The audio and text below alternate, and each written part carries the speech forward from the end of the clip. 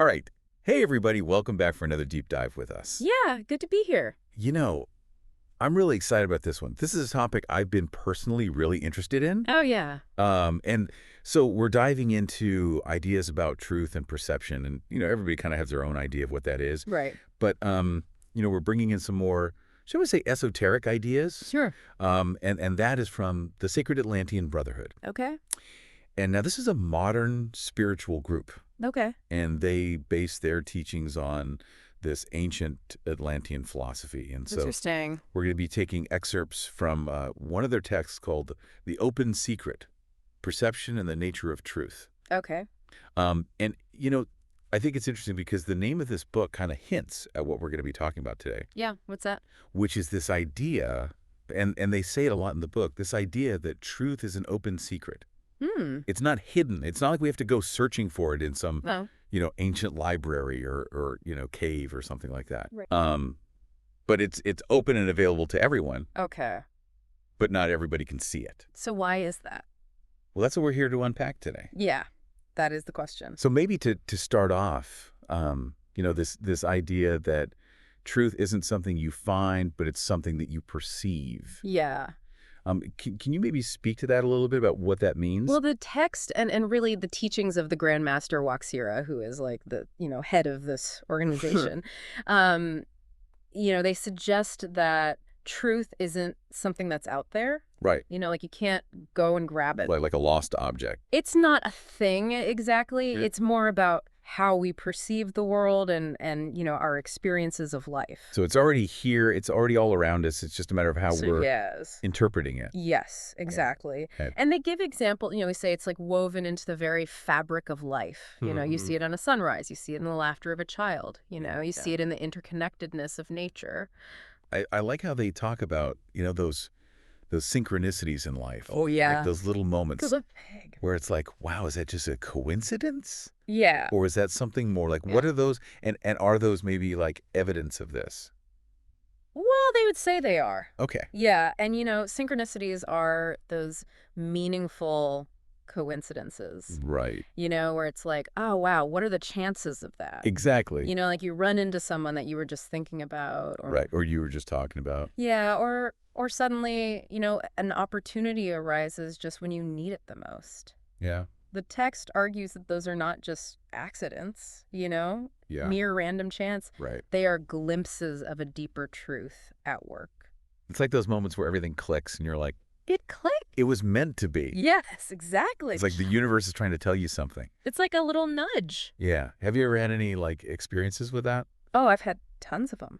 But I think that's part of why I'm so drawn to this idea of truth as an open secret. Because Right. when you start to see those synchronicities, it's Yeah. like, oh, there's something more going on here. You can't deny it. Yeah, you can't deny it. Okay, so that's really interesting, and it's kind of making me think though about this idea that truth is there for everybody, Right, but not everybody can see it. right. So why is that? Why is it that? That's where the paradox of perception comes in. Okay. That's what the text calls it. Okay. And they say that, the same truth can illuminate one person's mind, Yeah. but it can totally blind another person's mind. Like they don't even see it. They don't even register it. Wow. So why is that? Yeah. And what they suggest is that it's not that truth is selective. Okay. It's that our perception acts like a filter. Okay. It shapes how we see the world and how we interpret it. Oh, so we're kind of seeing what we want to see. In a way, yeah, we're seeing through the lens of our own beliefs. Our experiences are preconceived notions. It's kind of like that old saying, you can lead a horse to water, but you can't make it drink. Exactly. You can show somebody the truth, but if they're not ready to see it, Yeah. they're not going to see it. They're going to find a way to, explain it away or rationalize it or, Yeah. Yeah. Okay. So it's not that truth is hiding from us. So It's that we're hiding from the truth in a sense. I think that's a good way to put it. And this idea isn't new. Right. I mean, you see it throughout history, Right. in the words of Jesus the Buddha, Yeah. countless mystics and philosophers Mm-hmm. who have taught that enlightenment or awakening comes from removing these veils of illusion Right. that are clouding our vision. So if this truth is so evident, then why is it that so many people miss it? Yeah. And I think the text is pretty blunt about this when they say, Oh, yeah. a distracted mind cannot see truth, They don't mince words. even when it's staring it in the face. Yeah. So what do you think they mean by that? I think this gets to like the core of, the challenges we face in modern society. Okay. Because they would argue, and many other wisdom traditions as well, Uh-huh. would say that the constant distractions of modern life Yeah.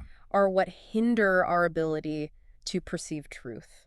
I mean, it's hard to argue with that. It's tough. I mean, we are just constantly bombarded with information, Constantly. notifications, opinions. It's like a fire hose. It's like sensory overload. Yes. Yeah. I mean, and I'm thinking social media, the 24-hour news cycle, Yeah. all of that. It's designed to grab your attention. Yeah. How do you think that all this noise prevents us from seeing the truth? Well, think about it this way. Imagine you're trying to appreciate a beautiful sunset, Okay. right? Okay. But there's someone shouting in your ear. Right. It's going to be really hard to focus on the beauty of that sunset, Right. Yeah. right? Yeah. Similarly, when our minds are constantly bombarded, it Right. becomes really difficult to discern what's genuinely true from what's just sensationalized or, designed to manipulate our emotions. Yeah. Or just straight up, fake news. Sure. Yeah. Disinformation, all of that. Yeah. It's hard to see through the fog. So it's like our perception gets clouded. It does. We lose that ability to think critically, Yes. to question what we're being told. And that's really the danger. Okay. Because when we don't question, Right. then we're just accepting whatever is being fed to us. And this kind of leads into, another idea that they talk about in the text. Okay. And this might be a little bit controversial, Sure. but this idea that systems of control, Oh, yeah. like governments, religions, Yeah. corporations, Right. they might actually benefit from this. Yeah, that we don't question. That lack of critical thinking. Yeah, because when people accept the prevailing narrative Right. without questioning it, Yeah. then it's easier to maintain control. Right. Like nobody's rocking the boat. Exactly. And they're not saying, that these institutions are necessarily like malicious or evil Okay. or anything, but it's Yeah. just like they're pointing out a pattern. Yeah, a dynamic Yeah. that exists. And it could manifest in different ways. Right, It could right. be unquestioning obedience. It could be, Right. consumerism run amok. Yeah. It could be acceptance of policies that really don't serve the best interests of the people. I mean, it makes me think of that phrase, bread and circuses. Keep people distracted, entertained. Yeah, keep them consuming Yeah, so they don't actually look at the bigger picture. and not asking the tough questions. Right. Yeah, and I like how the text, kind of combats that idea by saying truth doesn't need defending. Like it just is. Truth is self-evident. Yeah, and so how do you think that, challenges this idea that powerful institutions always need to control the narrative? Well, I think it's a really important reminder that truth has an inherent power. Yeah. It doesn't require armies or propaganda to exist. It just is. Yeah. And that's why the text places so much emphasis on critical thinking. Right. Because by questioning what we're told, Yeah. examining the evidence, seeking our own understanding, Yeah. we empower ourselves to see through those narratives that may not be aligned with truth. We take back our power. Exactly. Okay, so with all that said, how can we become more receptive to the truth? Well, the text actually outlines some specific practices that we can cultivate. All ears. They highlight 3 key practices. Okay. The first is cultivating present moment awareness. Okay. The second is questioning everything we're told. And the third is embracing stillness to quiet the mind. Okay, let's break those down a little bit. So what does it mean to cultivate present moment awareness? Well, it's about bringing our attention to the here and now. Okay. Noticing our senses, our breath, our surroundings. Yeah. And this helps us to step out of that constant chatter of the mind and connect with a deeper sense of presence. So it's just like being here now. Be here now, that's it. I like that. Yeah. Okay, what about questioning everything? Yeah, that one can sound a little rebellious. rebellious, right? Yeah. But it's not about being like a contrarian or, Right. just disagreeing for the sake of disagreeing. Yeah. It's about approaching information with a healthy skepticism. Okay. Not blindly accepting everything we're told, Right. but asking questions like, who benefits from this information? Right. What are the underlying assumptions? Is there another perspective that's not being considered? It's like thinking for yourself. It is thinking for yourself. Not letting others do the thinking for you. Exactly. And then finally embracing stillness. In our world today, that can be really hard. It's a challenge. Yeah. How do you think we can do that? Well, it's about making time for it.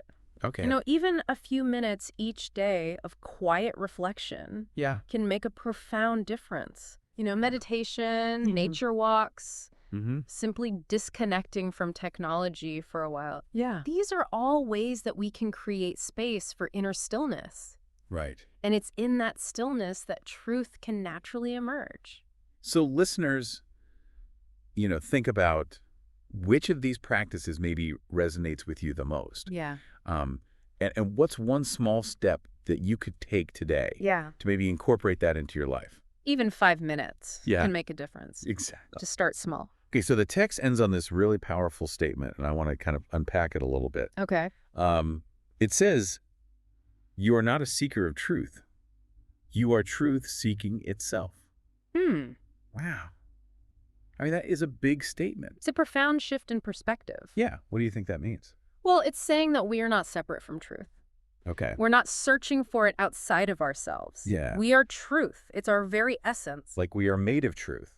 In a way, yes. Okay. And so it's not about seeking, but about aligning with that truth that's already present within. It's like remembering who we are. Exactly, remembering our true nature. That's beautiful. Yeah, it's a beautiful idea. So to kind of sum all of this up, Yeah. what the Sacred Atlantean Brotherhood is reminding us is that truth isn't hidden.